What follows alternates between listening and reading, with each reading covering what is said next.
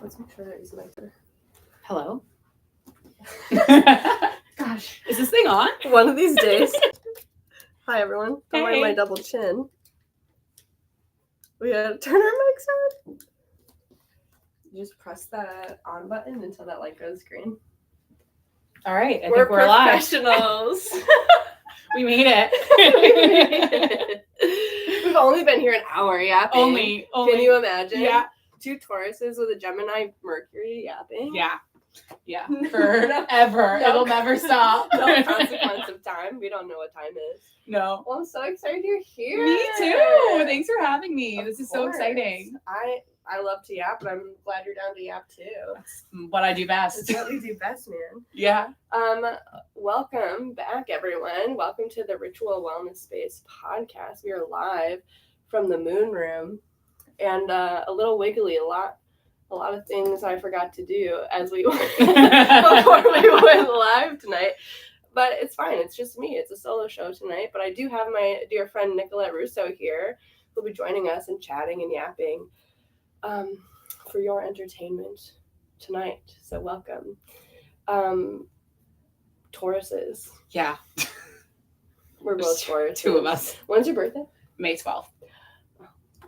We love a May Taurus. When are you? I'm May 20th. Oh.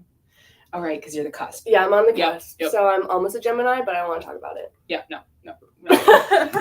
We're Taurus is only tonight. Yeah. Taurus is only, but we were talking about astrology a little bit Yeah. before we came on. And you are a Taurus sun, Gemini moon. And a Scorpio rising. Sexy. Yeah. Sexiest rising sign there is. A little scary. Very. I'm Like some people- because powerful. Yeah. It's the power is a little intimidating sometimes, but that's okay. That's what we love the most about it. So. And it's like, I feel like that combination is very like self-assured. For sure. Yeah, for sure. Yeah. I love being a Taurus. So do love I. being a Taurus so much. What's your favorite thing about being a Taurus? I mean, the ground.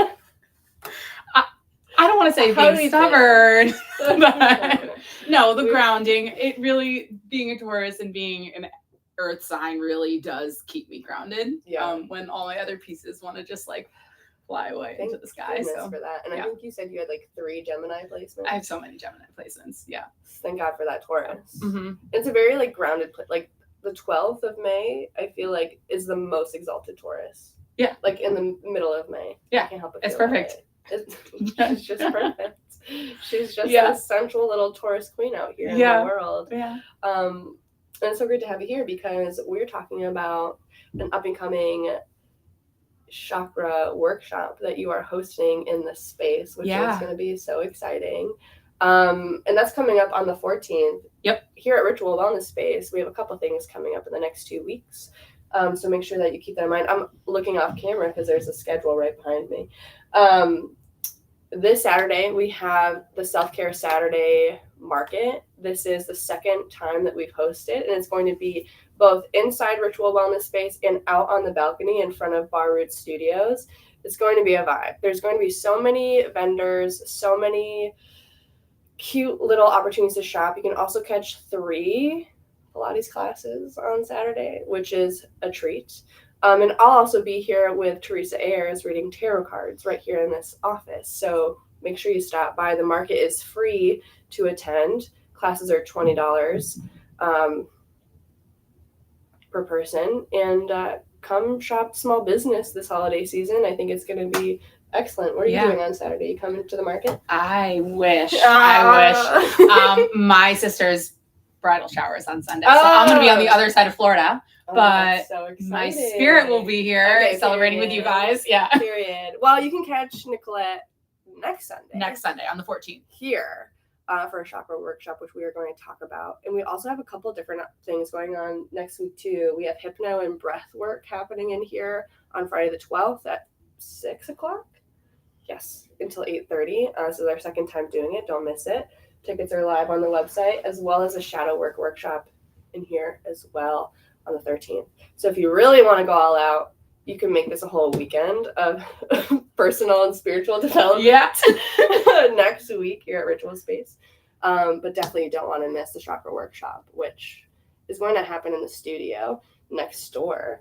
I'm excited to learn more about the workshop too and everything that you're creating for us in that space. Yeah, so chakra workshops and classes centered around each of the chakras is one of my favorite things to do when I teach yoga, because it's so special and it's so individual, right? Like, as I learn more and more about each chakra, it's really interesting to see how every single piece of how you really came to be who you are is impacted and therefore impacts the next chakra as you move your way up the puzzle, right? And so we're going to be starting at the bottom, at the root chakra, starting with a grounding meditation, something to really bring you into your space, into this be in the present moment, safe, honored place, and then starting getting into with the second chakra, the sacral chakra. We'll start with the vinyasa,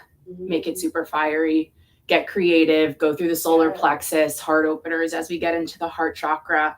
And then as we get into the throat, we'll work on breath work and really seal out the vinyasa practice, and then get into our crown, our third eye rather, and then our crown with some visualizations, meditation, shavasana, and really seal out a 75-minute practice, and then have 15 minutes at the end to really just reflect and make it a conversation, journal entries, different activities to really understand how the practice affected each person differently. And like, you'll notice too, the more you do chakra work, the more you'll realize like which pieces and which chakras may be blocked, which ones may be open. And my goal really is to just bring awareness, even if it's your first experience working with chakras. It's a really cool thing to start to learn about. And I think that's really what I love about that is how intentional that is. And I think that's a really like beautiful way to like outline maybe how you can, like, I'm like hearing you say that and then imagining me kind of following that in every practice I do to have this like balanced experience. Lately, as I like participate in like a yoga class or do it at home, I'm not necessarily doing it with that intention. So I think that's a really cool way to outline doing it intentionally and activating all the energy centers. I don't know. Sometimes it's hard for me to even keep my mind in the four corners of my mat. It's so hard. Yeah. I mean, it definitely takes practice. I mean, I don't do it every day. Like, there are some times where I can't let the outside world get out of my brain. But I think that really is the beauty of, I mean, it's so cliche, but it's a practice, right? Like, it's every day is different. It's not linear. It's going to keep ebbing and flowing. And, absolutely. Yeah. Absolutely. Okay, so I like that you're also starting with a meditation. Yeah. And you're ending with it's a visualization. It's a visualization, manifestation, meditation mix, and then coming into shavasana. Yeah, I love that so much. And I think that is how every practice should go, because when you are really in like a flow, like a yoga flow, you can go into that alpha theta state, that flow state. Well, obviously going into a flow state, but like your mind can really go to that state. And so to like finish with that visualization as a hypnotherapist, I think that is just so very yummy and powerful, especially when it talks about manifestation. Yeah. And before we came on, you were talking about and we'll talk about this more, but you were out on a retreat with your bestie and you were talking about manifesting. It's like you both arrived in something you had manifested. And that that moment of realizing like, oh, like I've arrived. Yeah, I led my first retreat this summer with one of my good friends, and it really was really wrapped everything that I love so much about who I've become and the kind of work that I've done over my career and in marketing, but now segueing into yoga. It wraps everything so nicely into a little bow for me, where I was like, wow, I'm meant to do this. I'm meant to lead retreats. Like, I love building communities. I love being surrounded by so many people that share this similar goals and similar wants to be, more peaceful and kind and loving and learning more about different pieces of yoga.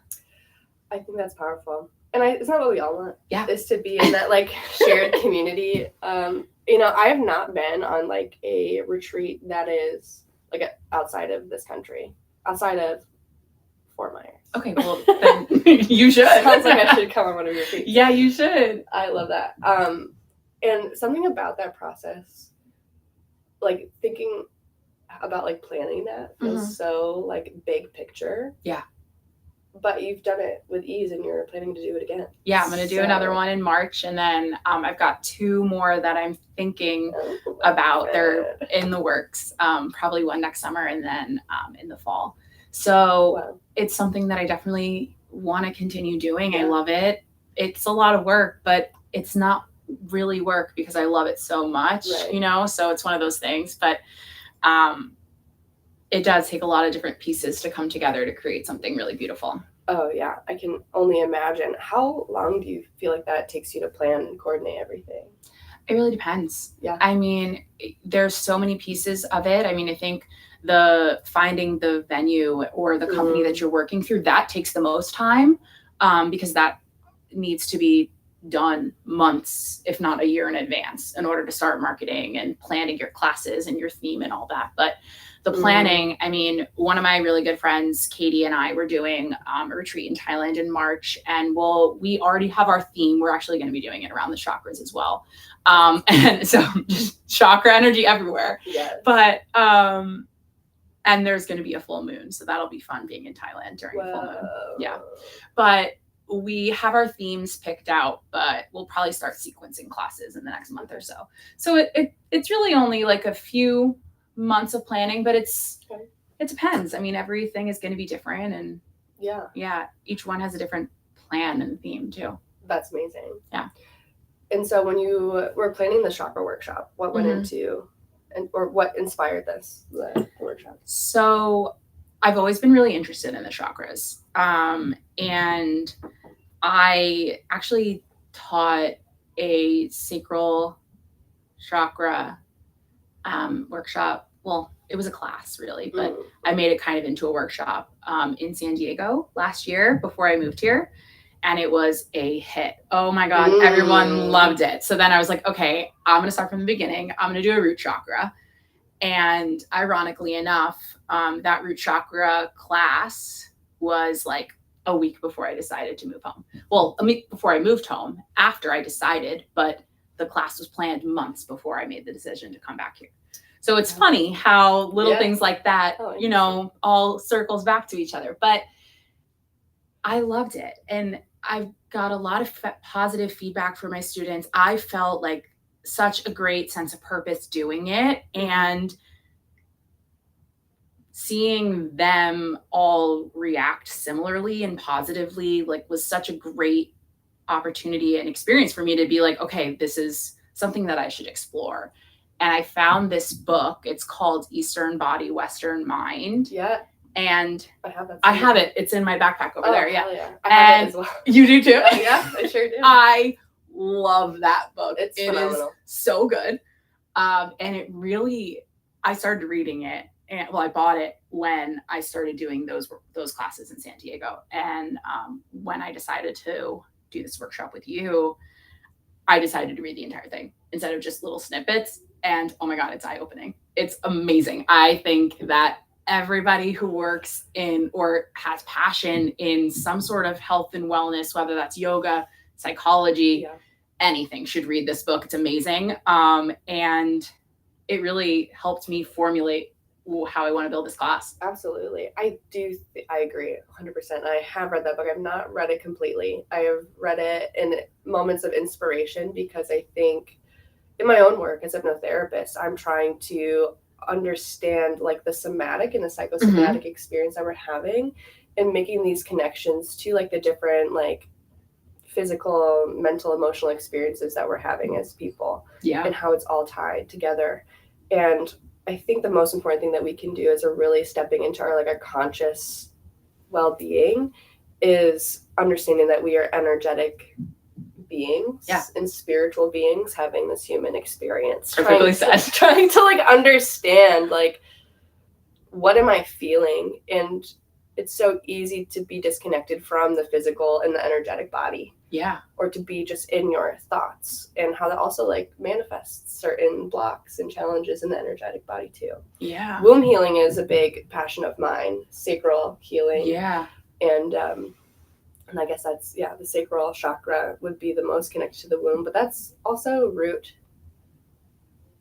I feel like it's also heart and third eye healing as well. It's a lot. I think the sacral chakra is definitely where the womb lives physically, but it's connected to so many different things. Yeah, and it's all connected. They're all connected. You can't have one block in one area and not have it affect at least one or two other chakras. So totally, it's the way it moves, right? The energy is either going to move up or down. And I think there's a web. Yeah. And maybe now I'm saying that, now it's like reminds me of fascia. Yeah. And how it just connects all the different parts of us. It is all one system that is responding to one another. You tug on one or you open one, you can help open another. If one's closed, that's going to impact how you're feeling in all your other chakras. So to have this integrative workshop it's like having an energetic tune-up. Yeah. And I feel like that is what we all need, especially going into winter. Oh, yeah. I mean, right now it's... Excuse me. I mean, Ayurveda is something that I love, and we're in Let's talk Vata we're in Vata season, and so the energy is like, I feel it in my own life. I'm like, I gotta do this and this and this and this and this, and that's just the energy flowing through. And so it's like really important, especially this time of year, to just take a moment and just be like, align yourself, breathe, ground, and just be, deep breath in. I feel that. I mean, we started this podcast, and I was like, blah, blah, blah, like very. I'm like, for through and through. Very, very Vata. I feel like I'm a Vata Kapha. That's my natural. Yeah, I see that. Yeah. I'm mainly Pitta, but I've got Kapha. Yeah. Okay. Yeah, but I mean, Ayurveda, that's a whole other conversation. Yeah, I can talk about that forever. Oh my God. I find it absolutely fascinating. Yeah. And again, one of those things that I know a little bit about. Yeah. I'll talk to you about the things that I know. But it's so vast. Yeah. Much like the chakra system, but that's really exciting, and I can't wait for it. I'm personally very excited. Yeah, it's gonna be so much fun. Yeah, I personally know that I need to ground. I'm doing a lot of like sacral healing right now, and I think this chakra workshop will help me really like allow it to like the energy to connect to connect it with every other part of me energetically. Yeah, absolutely. I know that it already is doing, but to be conscious of it and to like participate in it feels really yummy and nourishing. And to do that before this Christmas or holiday winter season, preparing for 2026. Like, how is it December already? I don't know, but I'm excited for next year. 2025, y'all can have it. Yeah. It's like, no, I can't. I was recording a collective reading earlier when Nicolette came in, and I was just reflecting, I think as you actually walked in, I was like 2025, and 2025 being a 9-year, meaning when you add up 5 + 2 + 2, it is 9. Mm-hmm. And this is the completion of a cycle. And I just can't help but reflect over the past 11 months. And I'm just like, wow, I feel like I really had to like confront and like so much. It feels like so many karmic cycles are just like being ready to be completed. And I'm just ready to fucking put it down. Yeah. I'm ready to be done with it and walk into 2026, a 1 year. Yeah. With this energy of new beginning. So what better way than to have this chakra workshop? Yeah. I mean, they say, it's this year was the snake and you shed everything. Oh yeah. This way it's clearing away and clearing your path for next year, which is all new beginnings, and the horse is powerful and brings you towards exactly, horsepower. Move forward with perfectly. Horsepower. Yep. 100%.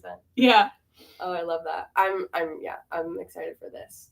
And you're kind of on this journey of newly kind of choosing to do this full time. Yeah. Yoga teaching. Yeah. You've been practicing for a long time. I've been practicing for almost 10 years. I've been teaching for almost 6, but I just now decided to teach alone and make it it is what I meant to do. Like, I feel like there's so many, and I was saying this to you earlier, there's so many different pieces of the puzzle that have just been like flashing in my face with like big, like red flashing lights, like pick me, but like in the best way, right? Yeah, of like, I had those classes in San Diego that I loved. Leaving San Diego was really hard. I mean, my students were amazing, and Shout out to them. Shout out to all of my San Diego students. I love you so much.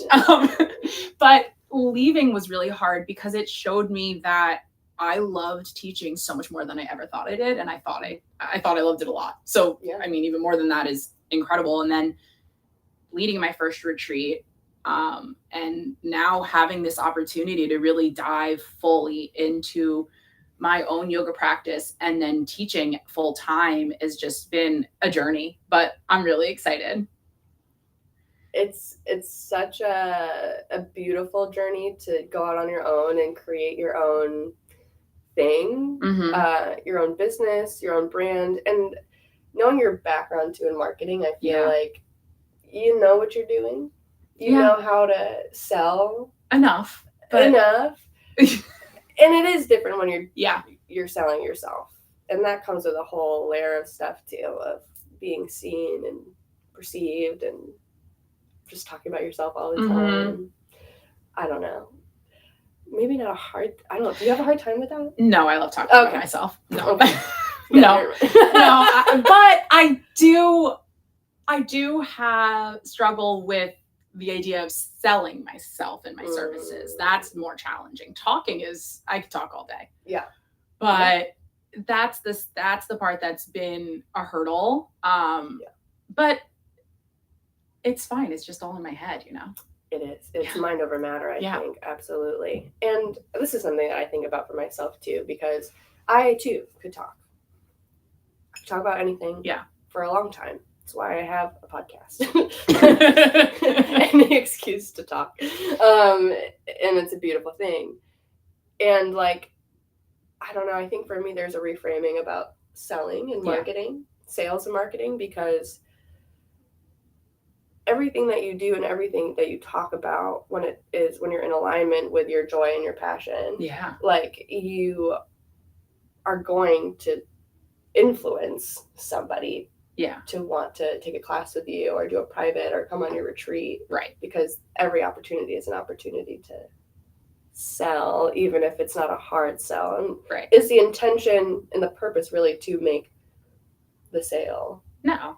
I mean, maybe, but like, yes, but like, yes, but not really. I mean, the purpose is, and this, I can go on a whole tangent about my whole entire journey, but it's just like, I don't know it all. But people can see your passion. Like, I was saying this earlier, I make every decision through passion. I'm an emotional decision maker. Whether it's I'm really passionate about something or I'm really not passionate about something. I'm never just, I don't play anything cool. Yeah. I don't know how, and I don't want to. And no cool girls here. I'm not cool. We don't play cool. No, I'm not doing that. So, but to put your whole soul into something that you love so much, people can see that and they feel it. And I think that's what's the most important thing. Like when I first started taking classes, I was living in New Jersey right out of college. And as a kid, like my mom took yoga, so I would do some things with her, but I didn't have my own practice until I was 22. And at first it was challenging because I went for a workout and it's not a workout. It's, the complete opposite. But then I fell in love with it and I loved the way that it allowed me this like container to just like stop for a second and just like, you can't think about your to-do list. You can't think about this morning, later, tomorrow, whatever, when you're like trying to do some crazy pose, right? Like, or even in just like a shavasana and you're forcing yourself to just relax and like not think about anything or whatever it may be, allowing your thoughts to come and go. It gave me this platform to just breathe and like grow into who I am. And so that really was my goal, is to give that back, Absolutely. Yeah. To be of service is the number one priority. And I think you just being in that vibration, that energy automatically is going to reach the people that need the service that you have to offer. Yeah. I remember when I started yoga, I was about the same age. I was like 21, 22. It was my senior year of college. And there was this yoga studio called Root Down Yoga, La Crosse, Wisconsin. Shout out to you guys if you're still open. I hope you are, because you're amazing. It was just this huge room on the second floor of this building. And the real reason I went there was because underneath it was a cafe called Ground Up. Because I'm a Taurus, I like to eat. And I was like, oh, I found it through going out to eat. Mm-hmm. And then I started going. It was a hot yoga studio mostly. And hot yoga in La Crosse, Wisconsin at this time of the year, in like December, nothing better. And I was devoted. I was going every day, maybe twice a day at some points in time. And I was like, oh, it's like a workout. But then I started to realize like, oh, it's really like, sure, like I am learning that I could strengthen certain muscles to do certain poses. It was more of like I should work out more. But this in itself wasn't a workout. It was the mental like discipline I think that I needed to stay present and focused on something. Mm-hmm. Because I have a hard time focusing sometimes. That is a practice that I have to exercise all the time. Yeah. And Shavasana actually was the part I hated the most. Same. I mean, when I first started. I don't think I know anyone who loved Shavasana the first year or two of their yoga asana practice. Now it's the whole reason I go to yoga is Shavasana. But I remember it being the hardest because to like sit with myself was so hard. Mm-hmm. And I think the more that I've practiced yoga over the years, and it's like been hit or, I'd go like years without practicing and then I'd be like all in for a few years. Now I'm kind of trying to get back into it. I think honestly, ever since we let the studio go and now it's a Pilates studio, it's like, I'm like, oh, I need to go back to yoga because I don't have access to it as much as I used to.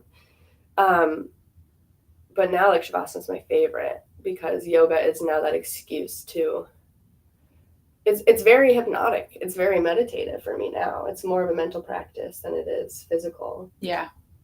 Or, now I guess now that I can like connect it with the chakras, which and maybe I always have, but to intentionally do that, it's like, okay, let me connect all of the mind, the body, the energy, and really allow that energy to flow and move and clear. Yeah.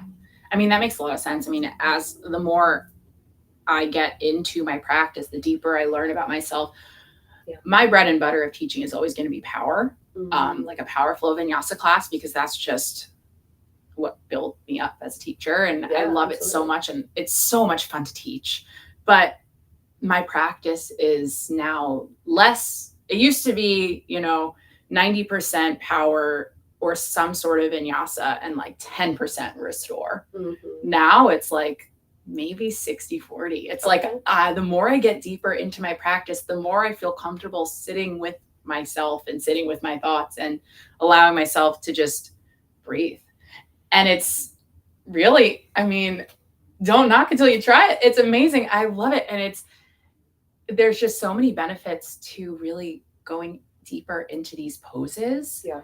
And I mean, Shavasana is the final goal. So it really all just wraps itself up. I live up. for Shavasana. Mm-hmm. Yeah. I live for it. Especially after you can like really get into a good flow. Yeah. Especially during like a power vinyasa flow.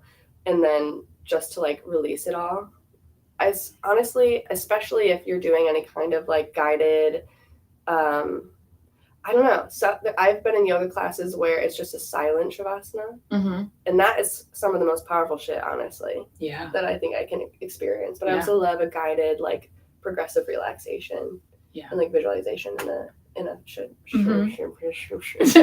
Shavasana as well. Because that just helps continue to guide that practice so deeply and intentionally.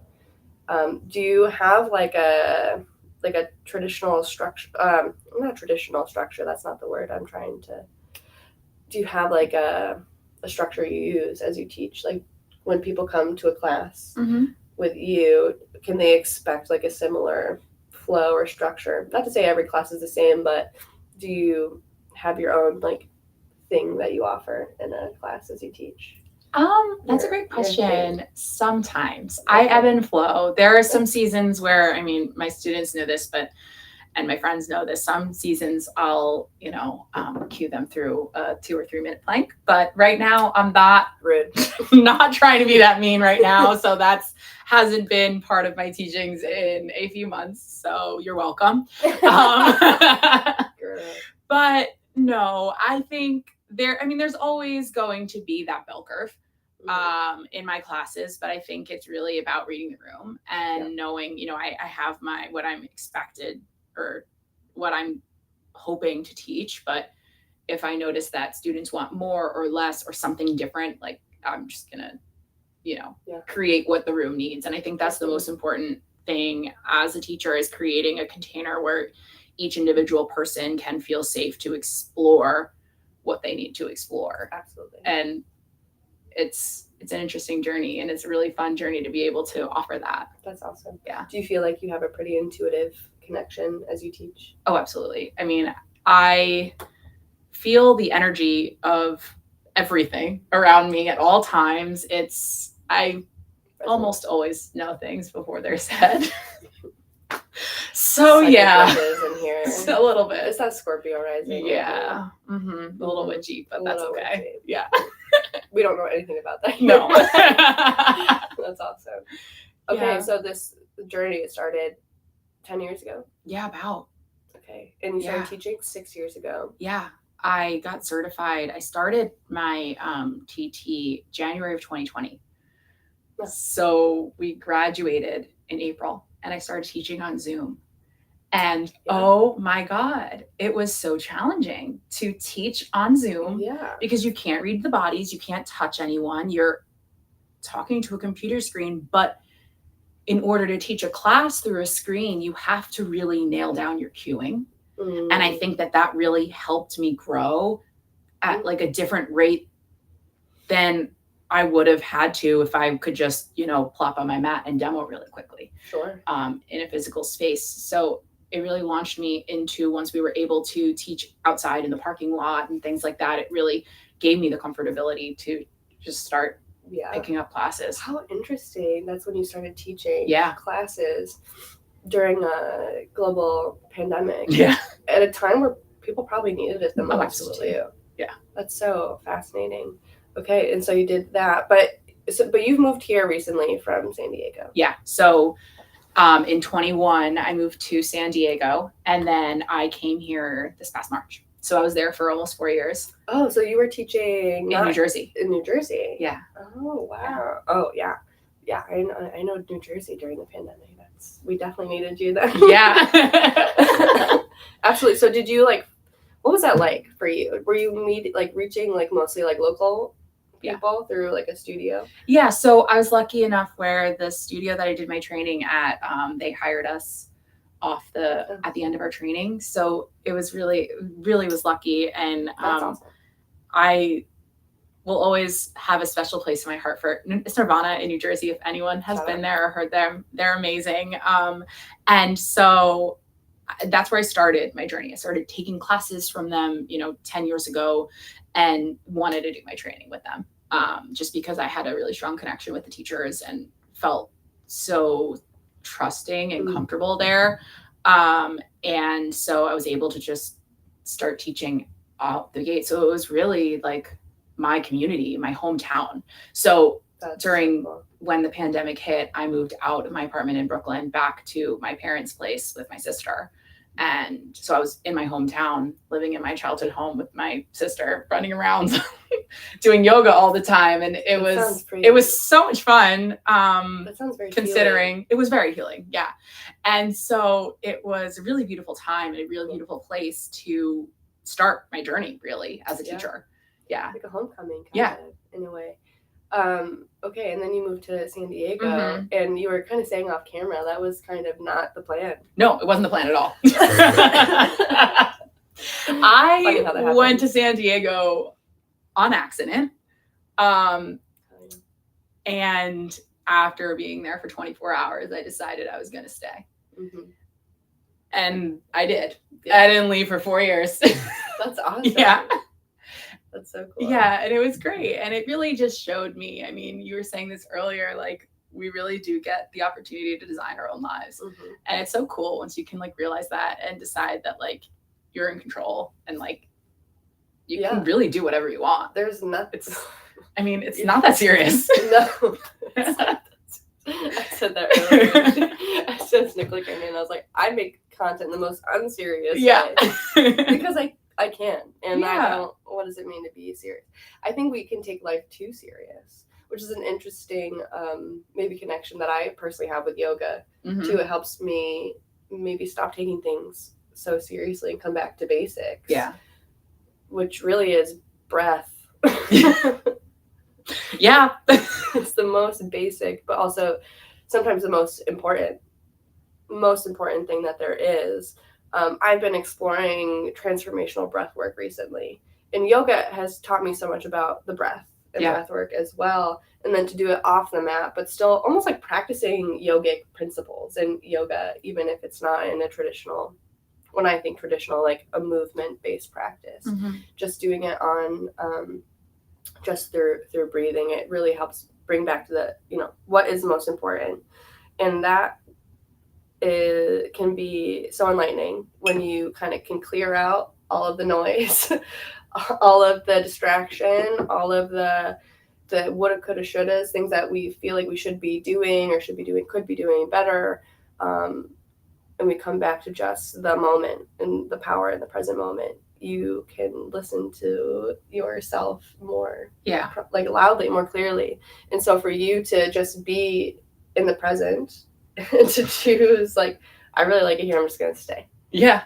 And then to build this beautiful life in San Diego and to like grow your practice.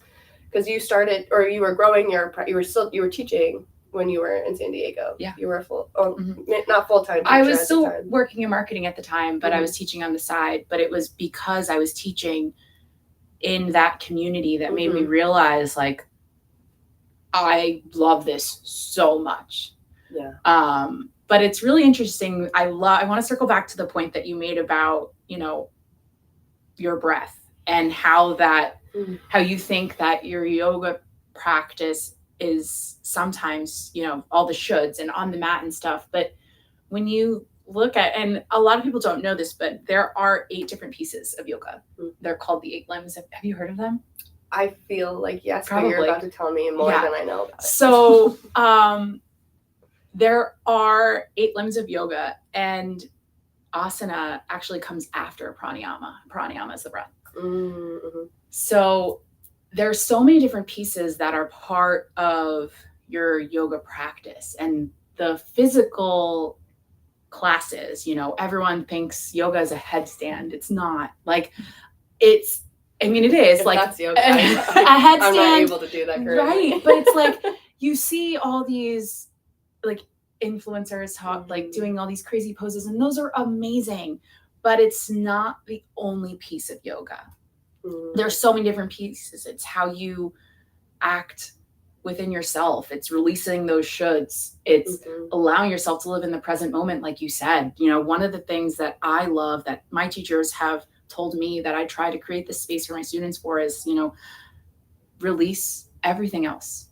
Let go of your morning, let go of your afternoon, let go of your to-do list, and just be here. Yeah. Give yourself these 4 corners of your mat and be, because only then can you connect all of those pieces. That it's not just in your physical body, but it's you can use your breath to allow yourself to just like live and create whatever it is that you want, really. Yeah. And you have, I think that is really like powerful in the moments that you can fully live and realize how much power you have over your choice. And like how much control you have. And that's what we discover, and what I hope that all of my clients in hypnotherapy can learn through mindset work, which honestly feels very yogic now that we're talking about it in practice. But like understanding how much control you have in a world where we feel like we don't have any. Right. We can't control things that are going on outside of ourselves. We can influence them. Right. But we have control over observing our thoughts Yeah. and the quality of our thoughts and shifting those thoughts to be more present and empowered. And same thing with our emotions, which I feel like can be a controversial thing to say, but you can choose to participate in what emotions Absolutely. you want. Yeah. And I love that yoga is another modality in which to connect mind, body, spirit. Yeah. I mean, that's really... And it's hypnotic in nature as well. Yeah. And the hypnotherapy that you do really interests me too, because it's like, that's you're another kind way. of like a hypnotherapist. If you're a yoga teacher, I'm going to say it. Don't make my head any bigger. It was, girl, if you're watching this, Charlotte O'Brien, she was teaching at Indra at the time. And I went to one of her classes when I made this full connection, because I was in school to be a hypnotherapist. I was not a practicing therapist at the time.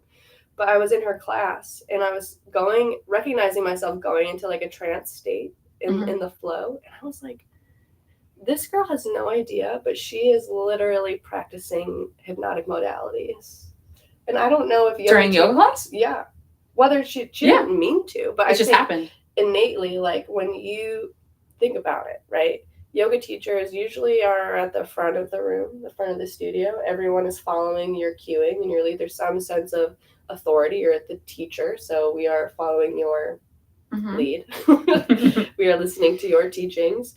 And then through the movement, you are putting people who are practicing into this.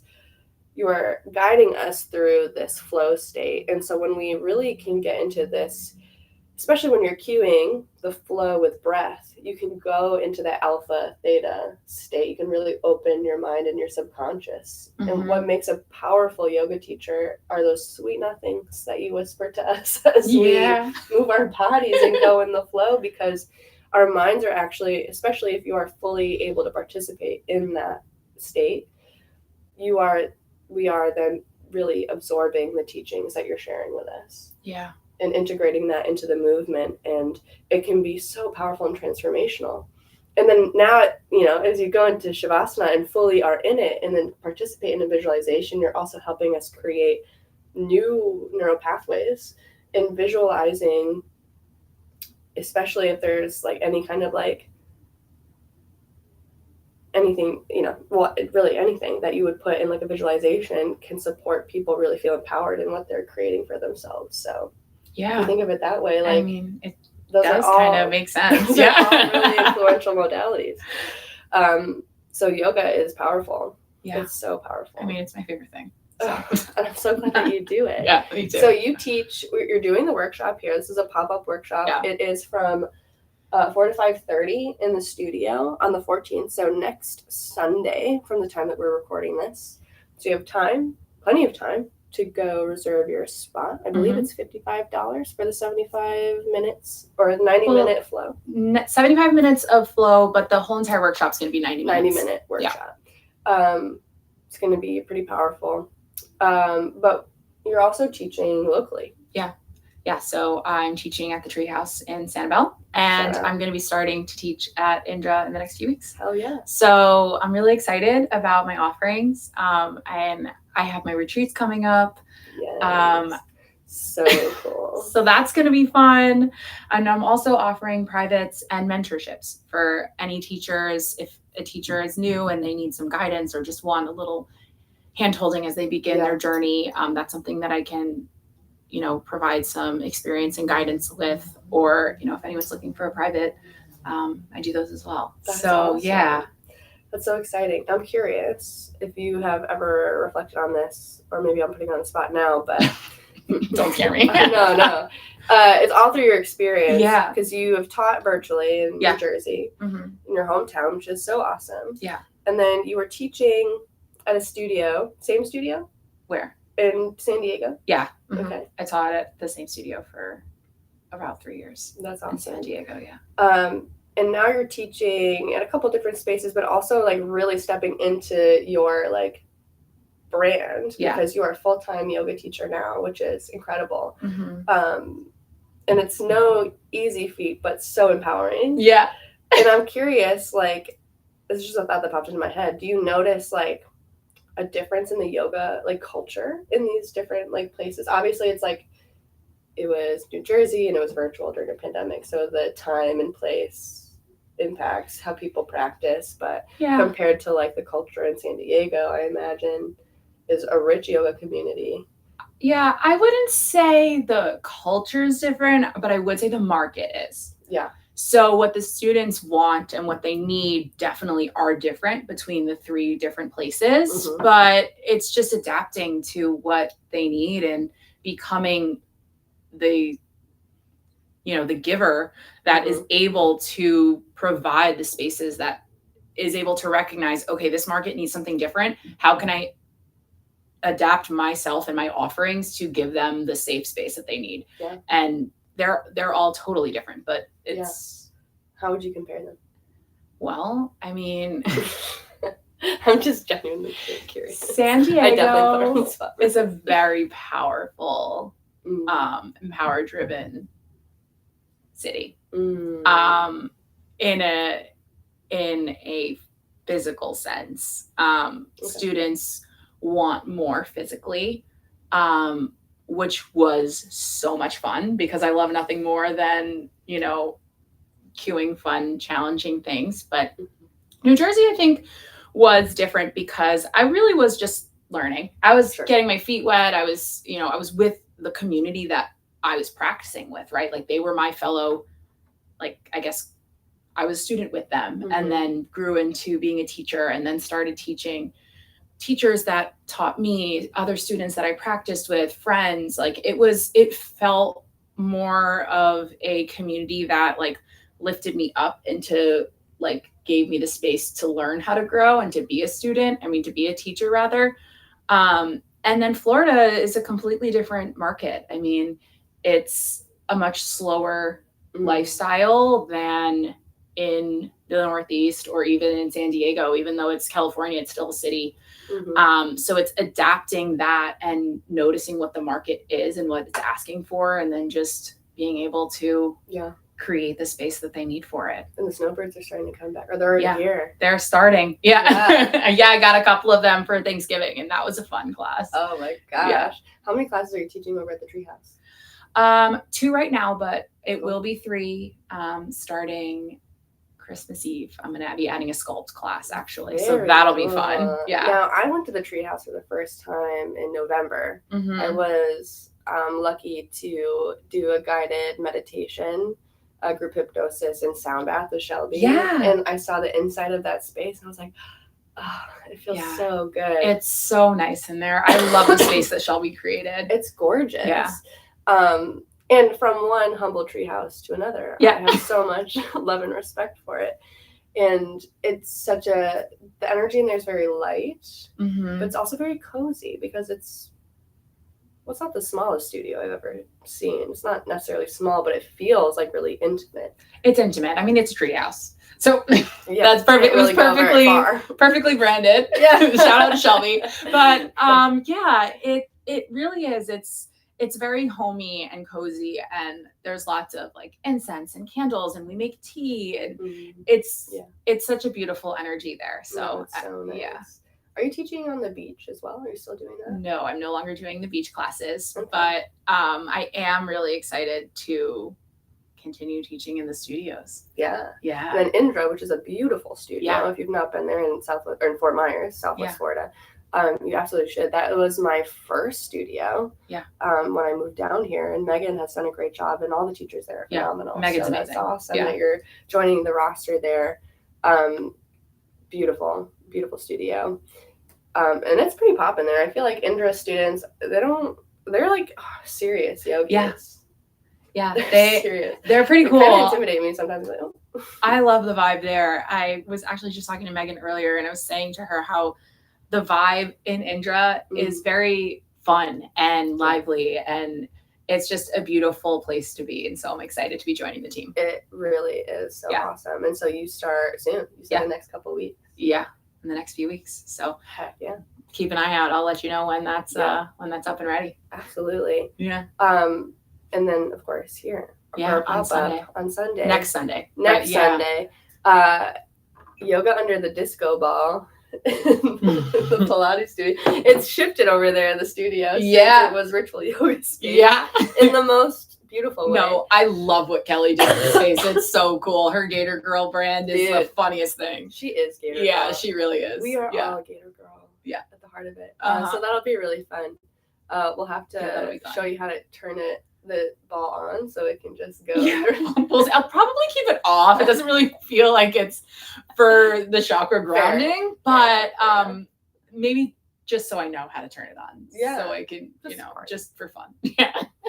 just party afterwards. I love it so much. Yeah, but there's so many fun things going on, and I'm really excited for such a time of expansion and stepping into your brand. Yeah. I mean, I feel like that's like something that every yoga teacher needs to know is how to like market and brand yourself, because you are your business. Even when you're working under a studio, like, I don't know. I think it's so important. Yeah. I mean, every teacher is different, right? We all have something that we're special for and known for. And that's what makes all of us so necessary, is because you can go to one teacher for this thing, another teacher for that, and another teacher for that. And then maybe your practice feels a little bit more complete because you get little pieces of the puzzle from, your few that you love to go to. And everybody offers something different. And yeah, absolutely. Yeah. Everyone is. It's all important. It is. Yeah. And it's all, I mean, you are a teacher of this practice and helping people connect with it for themselves, but your flair that you offer is so important. And what, if you had to like define like your style or flair, I feel like we've kind of touched on it, but do you have like a I wouldn't say my style really is anything physical, but I'd say, my biggest thing is just being myself. Like, I mean, just being authentic. Like, I just want to make sure that myself really comes through, and not the bubbly, funny me, but the real, raw, authentic me, of showing you that it's okay to also be real, raw, and authentic. And I think that's what is the most important thing for me. And that's my goal, is to give everybody that safe space to feel their feelings, to work through anything they need to, or to just breathe, let go of everything and just be. And I think that's, I could say those 2 or 3 minute planks, or, strong. I've gotten a lot of feedback that sometimes my classes are a little bit too challenging in the leg department, because that's where all of my muscle lays on my body. So I don't always know that it's as hard as it is. I've got no upper body strength, but it's all in my legs. It's not entirely true, but I could say all those things. But I think the most important thing, and what really, sets me, or I'd like to set myself apart with, is just authenticity. It's so important. That's the most important thing. Yeah. And that is what makes your brand. That's what markets you. Yeah. It's your authentic voice. Yeah. Anyway. So that's so amazing. I'm so glad that you are stepping into it fully. Yeah, like, me too. This being your full thing.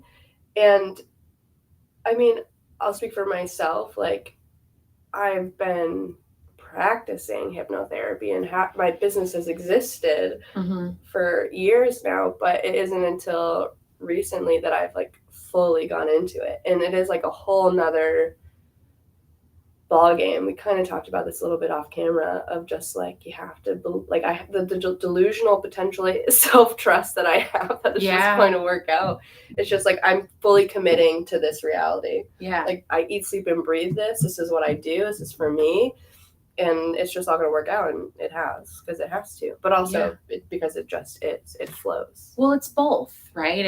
It's knowing that it's going to, because you have, I don't even want to call it delusion, because it's not. It's like, what you're good at, what you love. And if you put yourself, your entire soul into it, it's going to work. And it might take time, might not, be instant, but it's gonna, like, ask for it and you shall receive. Like, that's manifestation is so real, and it's so interesting how fast it works sometimes, especially when you're in alignment.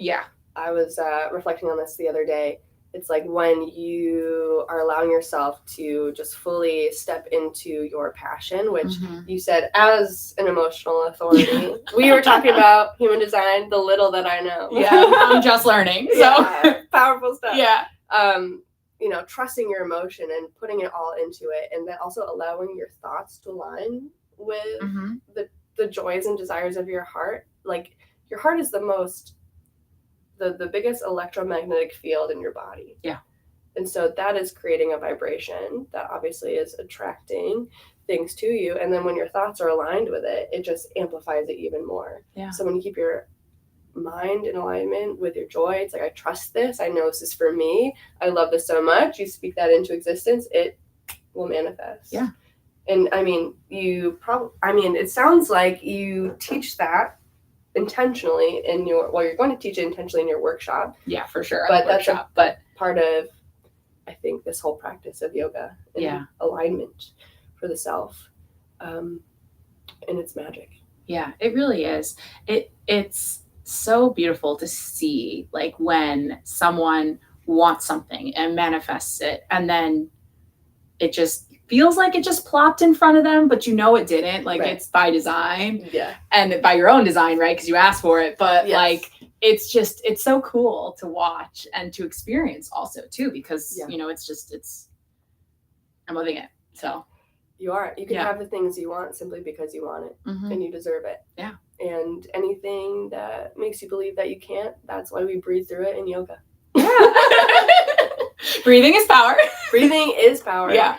It's amazing. I just have to reflect on breath work and like pranayama for a moment, because every time I do like intentional transformational breath work, I have a breakthrough. It sometimes is stronger than a hypno session because it is such a full body experience, like mind body experience.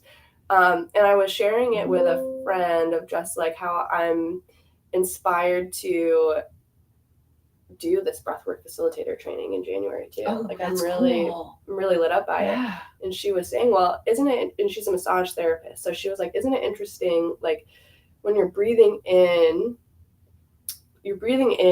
like water molecules, and those water molecules rest and reside in the fascia of your muscle, and your fascia like holds water, and water holds memory. And so if there's any limiting beliefs or stuck emotions in the body and the fascia, when you're breathing in, especially big intentional 60 minutes of breathing in some cases, you are replacing water molecules in your body. So you are literally recreating the structures of your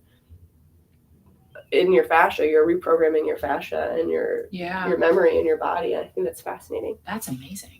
Yeah, I love that. I can't wait for you to go through it so that I can experience it with Absolutely. And I can't wait for this workshop. Yeah. And I can't wait to come to your classes. And I'm just so grateful that you're here. Me too. Thank you for having me. This is so fun. I love yapping, especially about my favorite thing, which is yoga and astrology, of course. Of course. Two Taurus girls. Yeah. With Gemini Mercury's. We're here like, Yep. And look good doing it. Yeah. Of course, leave it to a Taurus to host retreats. Yeah. Well, I mean, what do you mean? Like vibes. Oh yeah, vibes. Grounding, passion, about everything. Luxury. Just luxury. It really is. I mean, who wouldn't? I mean, you're talking to Taurus. Yeah. But like, who wouldn't? Yeah. Who wouldn't want to go on vacation with a bunch of people who can do yoga? It's like, sign me up. It's literally all I want to do in this world. So sounds like that's all here. Yeah. And that's a beautiful thing. Yeah. So thank you for sharing your passion with you. My computer's dying, and also we have been yapping for almost an hour. Yeah. So thank you so much. If you want to find Nicolette, you can find her on Instagram and her website. What's your website? It's NicoletteRussoYoga.com. Couldn't be more simple. Gorgeous. I'll have it all linked in the caption below on YouTube, and on Instagram we will tag her. And make sure you join us next Sunday for a powerful workshop. Yeah. And we'll see you there. Thanks, guys. Thanks for having me. Thank you so much for being here. Yes, of course. We'll see you next week. Cool. Bye. Bye. Goodbye. And now, goodbye. Goodbye. Goodbye. Goodbye. Goodbye. Goodbye now.